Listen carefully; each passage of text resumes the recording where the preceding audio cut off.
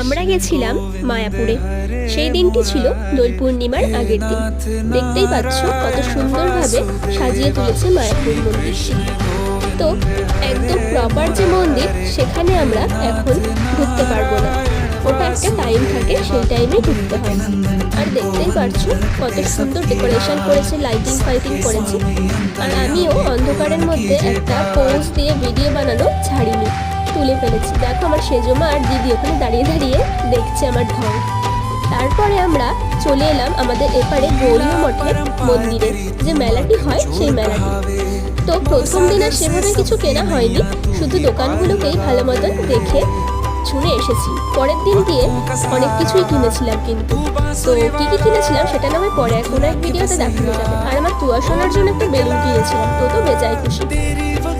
তারপরে খুব খিদে পেয়ে গেছে, তারপরে আমরা চলে গেলাম একটা পাপড়ি চাটের দোকানে।